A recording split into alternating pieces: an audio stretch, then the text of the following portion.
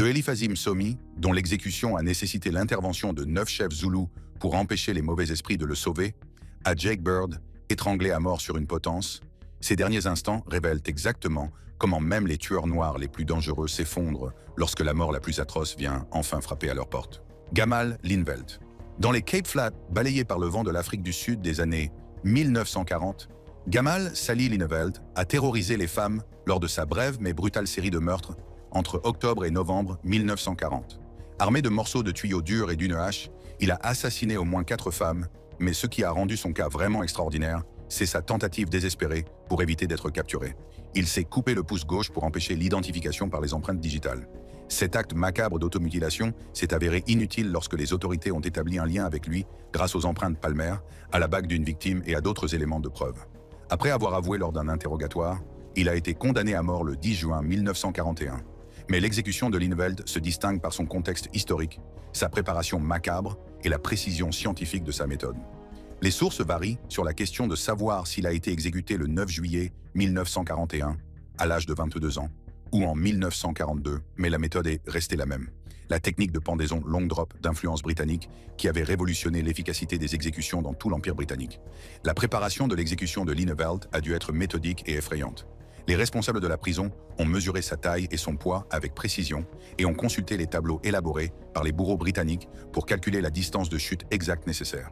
Une chute trop courte entraînerait une strangulation lente et atroce. Si elle est trop longue, la tête du condamné risque d'être complètement arrachée de son corps. Une mésaventure grotesque qui s'est produite dans plusieurs cas notoires. L'exécution elle-même est un chef-d'œuvre de violence calculée. Le nœud coulant est placé derrière l'oreille gauche du condamné pour faciliter la rupture du cou à l'aide d'un nœud spécifique conçu pour se resserrer et se tordre au moment de l'impact. La distance de chute était calculée avec précision en fonction du poids et de la taille du condamné, généralement entre 4 et 10 pieds, afin de briser les vertèbres et de provoquer une paralysie immédiate.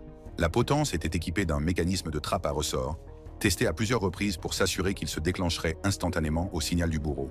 Le moment venu, Linveld s'est tenu sur la trappe, la corde au cou, éventuellement encapuchonné pour éviter aux témoins de voir son visage. Le bourreau, probablement placé à l'abri des regards, aurait tiré un levier ou appuyé sur un bouton, faisant s'écrouler la plateforme sous ses pieds. La secousse soudaine lui a brisé la nuque avec un craquement écœurant, perceptible par tous les témoins présents. Il ne s'agissait pas de la strangulation grossière des méthodes précédentes, mais d'un système scientifiquement conçu pour provoquer une mort rapide par fracture du col de l'utérus. Ce qui rend cette exécution particulièrement significative, c'est sa place dans l'histoire de l'Afrique du Sud. Cette méthode allait faire plus de 4,000 victimes au cours du XXe siècle, faisant de Linveld l'un des premiers cas documentés de ce qui allait devenir un appareil massif d'exécution par l'État sous le régime de l'apartheid. Sa mort était un avant-goût des exécutions capitales à l'échelle industrielle, qui allaient suivre dans les décennies à venir. Mais si vous pensez que la précision calculée de l'exécution scientifique de Linveld était effrayante, attendez d'entendre parler de l'atmosphère de carnaval et de torture ritualisée qui a caractérisé le lynchage de Tom Waller en 1897 dans le Mississippi. Tom Waller, après l'assassinat d'une famille blanche et l'identification d'un noir par un enfant de 5 ans traumatisé, la soif de sang de la communauté a exigé d'autres victimes, même après le lynchage du premier suspect. Waller est impliqué par un témoignage forcé et arrêté le 15 décembre 1897, mais les forces de l'ordre n'offrent aucune protection contre la foule d'environ 400 hommes blancs qui s'emparent de lui. Il s'ensuivit un spectacle grotesque qui illustre l'atmosphère de carnaval des lynchages de terreur raciale, où le meurtre devient un divertissement et la justice une loi de la populace. La foule a organisé un simulacre de procès sous un arbre, une corde étant déjà passée autour du cou de Waller, ce qui a permis de tourner en dérision les procédures judiciaires, alors que l'issue était déjà prédéterminée. La corde elle-même a servi à la fois de moyen de contrainte et de torture psychologique, rappelant constamment la mort imminente de Waller, alors que la foule débattait de son sort. Mais ce qui est peut-être le plus effrayant, c'est que la foule s'est arrêtée pour pique-niquer, avec du poisson et du homard apportés dans un chariot, avant de procéder à l'exécution. Il ne s'agissait pas seulement d'un meurtre, mais d'un événement social.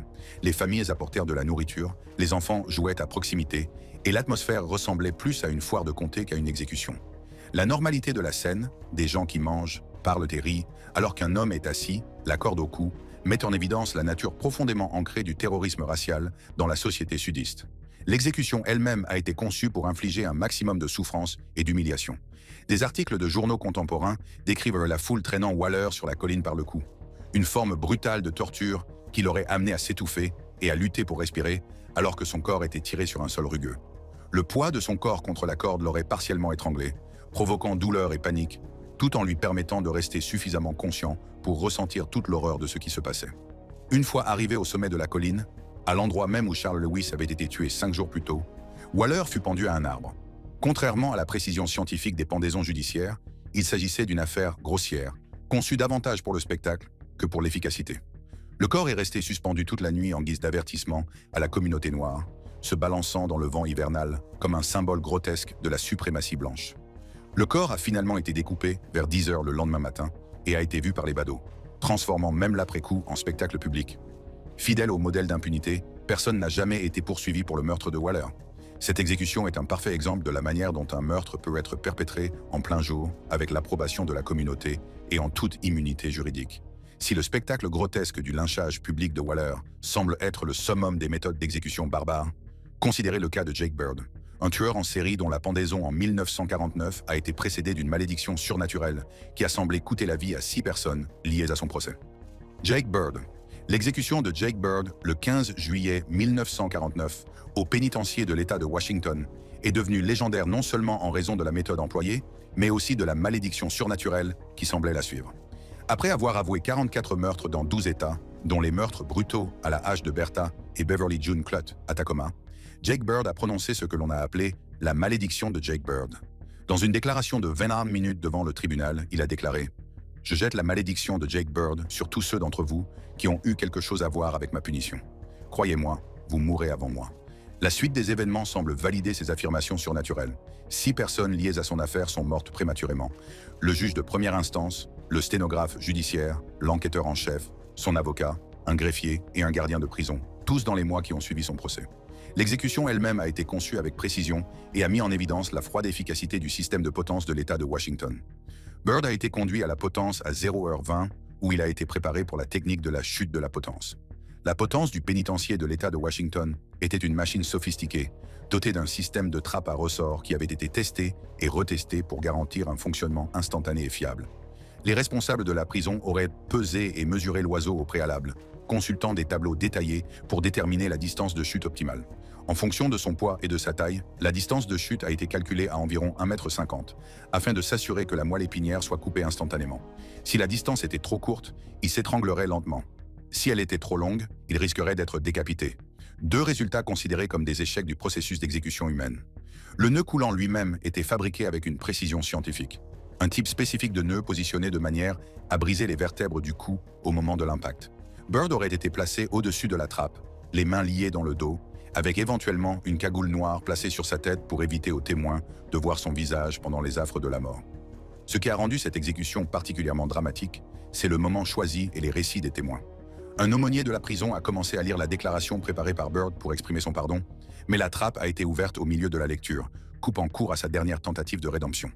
La voix de l'aumônier aurait été interrompue par le bruit mécanique soudain de la trappe qui s'ouvre, suivi du bruit sourd et écœurant de la corde qui se tend et de la nuque de Bird qui se brise. L'exécution a été suivie par 125 spectateurs, ce qui en fait une grande affaire publique rappelant des temps plus anciens et plus barbares. Les témoins ont dû entendre les bruits mécaniques de la potence, le grincement de la corde, le claquement des vertèbres, puis le silence sinistre qui a suivi. Certains auraient pu s'attendre à une intervention surnaturelle compte tenu de l'hexagone de Bird, mais il n'y en a pas eu. Après le largage, le corps de Bird est resté suspendu pendant 14 minutes avant d'être découpé et examiné, une procédure standard pour s'assurer que la mort a bien eu lieu. Pendant ces 14 minutes, son corps aurait légèrement oscillé, un pendule grotesque marquant le passage du temps entre la vie et la mort. Il a été déclaré mort sans complications, puis enterré dans une tombe anonyme portant la seule mention « condamné numéro 20 et 1520 ». Il avait légué ses économies de prison, soit 6,15 $, à son avocat en appel, un dernier geste, presque pathétique, de la part d'un homme qui revendiquait des pouvoirs surnaturels, mais qui est mort aussi banalement que n'importe quel autre criminel. Si l'exécution de Bird était imprégnée de folklore surnaturel et de superstition, la pendaison d'Elifasim Somi, en 1956, a porté à un niveau sans précédent l'intersection des croyances culturelles et de la peine capitale, avec 9 chefs zoulous comme témoins officiels pour prouver qu'aucun esprit maléfique n'interviendrait dans le processus d'exécution. Elifasim Somi. L'exécution d'Elifasim Somi, le 10 février 1956, à la prison centrale de Pretoria, ne ressemble à aucune autre dans l'histoire de l'Afrique du Sud en raison des personnes invitées à y assister. Connu sous le nom de tueur de Tokoloché, Elifasim Somi prétendait être possédé par un esprit zoulou maléfique qui lui avait ordonné d'assassiner 15 personnes et de recueillir leur sang à des fins rituelles. Sa défense surnaturelle a suscité une telle peur dans les communautés zoulous que le juge a pris une décision sans précédent. Il a autorisé 9 chefs et anciens zoulous à assister à l'exécution pour prouver qu'il n'y aurait pas d'intervention surnaturelle. L'exécution s'est déroulée selon la méthode standard de la pendaison longue, conçue pour provoquer une mort instantanée par fracture du col de l'utérus. La distance de chute a été calculée en fonction du poids, de la taille et de la corpulence de Msomi, afin de s'assurer que le nœud coulant briserait les vertèbres à la base de son crâne. L'importance historique de cette exécution réside dans le théâtre culturel qui l'a entouré. Les témoins zoulous ont observé attentivement pour vérifier que le tokoloché n'était pas intervenu ou n'avait pas ressuscité Msomi, car certains craignaient qu'il ne se transforme en esprit maléfique après sa mort. Un chef a exprimé des inquiétudes persistantes quant à la possibilité que Msomi revienne sous la forme d'un tokoloché, mais les témoins ont finalement confirmé sa mort à leur communauté. Les exécutions avaient généralement lieu à l'aube, les prisonniers étant préparés à l'avance dans « The Pot », la cellule des condamnés. Le gibet de Pretoria Central était réputé pour accueillir jusqu'à 7 exécutions simultanées, mais celle de Msomi s'est déroulée en solitaire, devant un public pas comme les autres. Des témoins présents non seulement pour rendre la justice, mais aussi pour dissiper les craintes surnaturelles. Si la pendaison de Msomi, qui revêt une importance culturelle, semble être une exécution inhabituelle, le cas d'Edward Earl Johnson, un homme potentiellement innocent qui a connu une mort atroce dans la chambre à gaz du Mississippi, est un autre exemple de ce type d'exécution.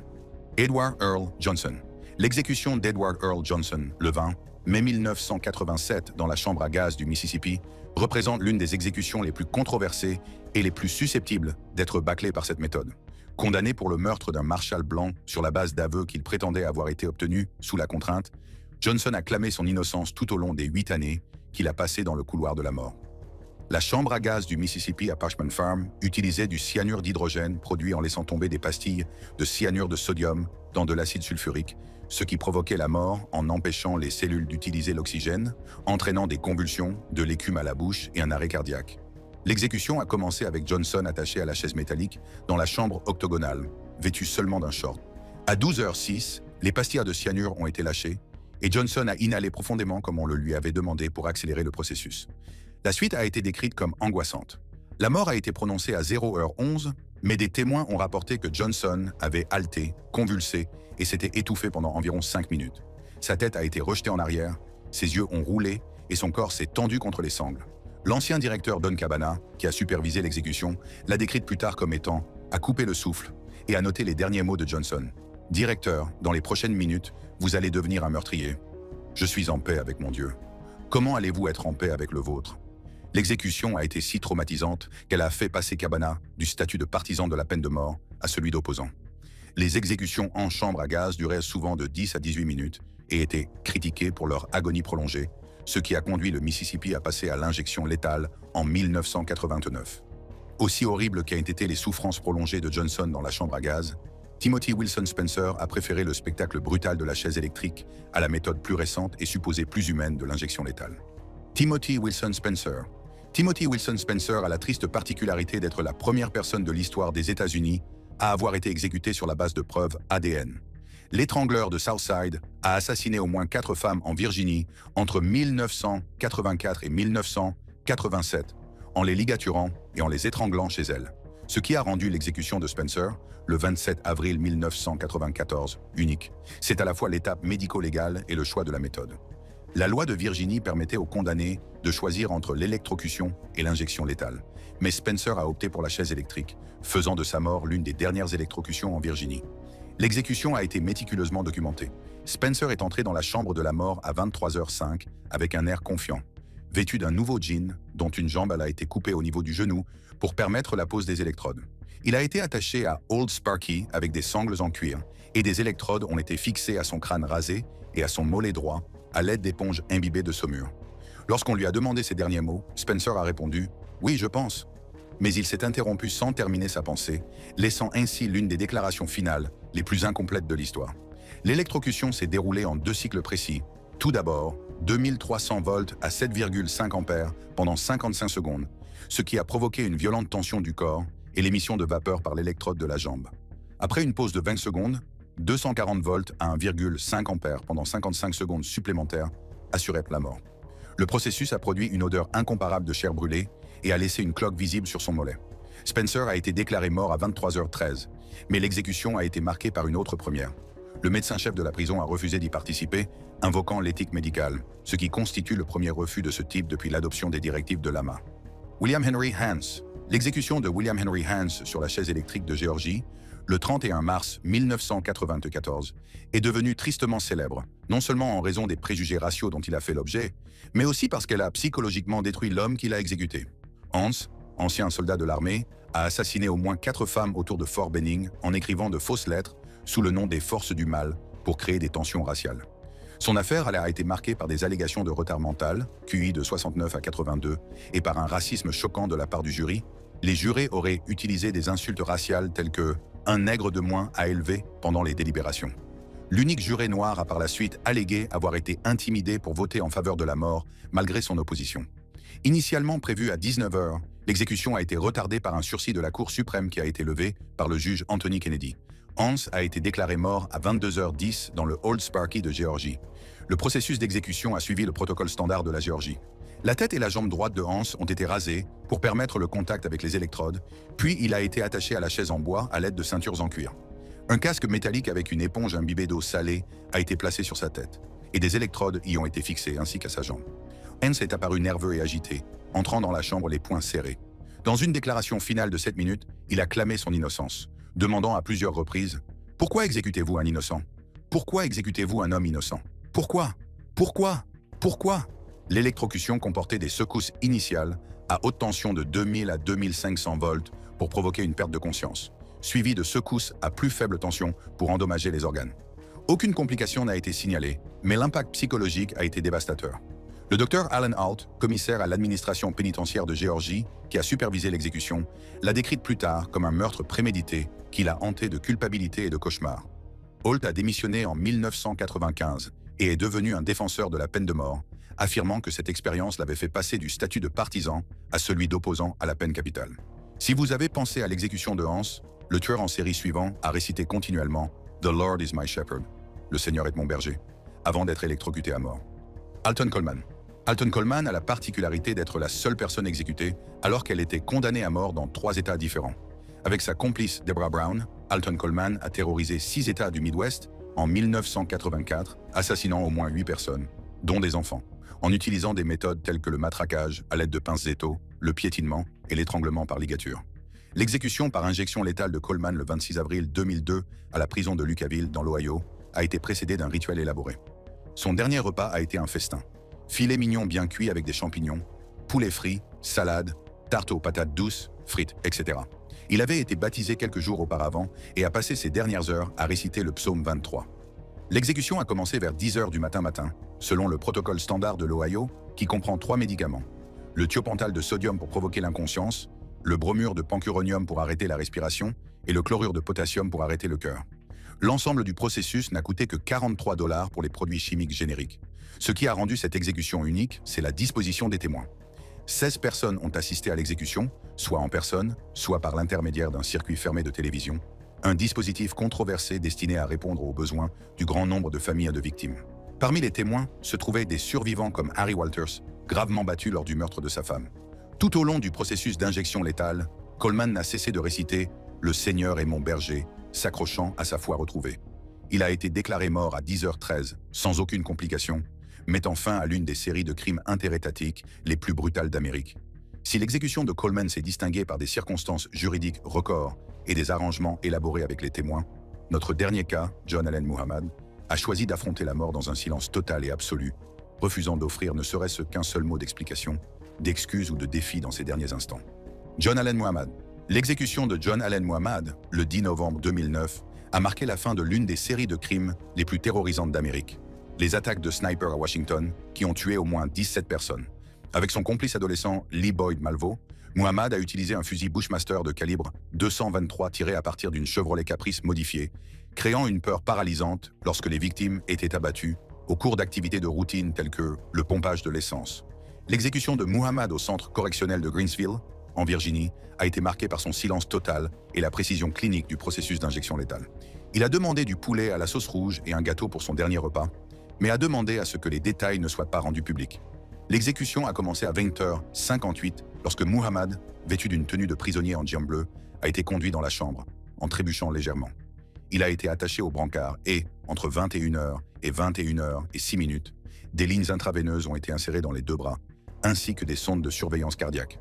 Les rideaux ont été tirés pendant l'insertion des intraveineuses et rouverts à 21h06. Ce qui a rendu cette exécution particulièrement frappante, c'est le refus absolu de Muhammad de parler. Lorsqu'on lui a demandé ces derniers mots, il est resté totalement silencieux et stoïque, ne présentant aucune excuse, explication ou reconnaissance. Le directeur a donné le signal de départ à 21h07 et le cocktail de 3 drogues a commencé à couler. Les derniers instants de Muhammad ont été observés cliniquement. Il a cligné des yeux à plusieurs reprises, tapé du pied plusieurs fois et pris 7 grandes respirations avant de devenir immobile à 21h08. Il a été déclaré mort à 21h11, sans aucune complication. Plus de 27 témoins ont observé la scène derrière une vitre, y compris des familles de victimes venues de plusieurs États. Nombre d'entre eux ont exprimé un sentiment mitigé de soulagement et d'apaisement, tout en soulignant qu'aucune exécution ne pourrait guérir leurs blessures. Cliquez sur l'une des cartes de votre écran pour voir d'autres vidéos de ce type.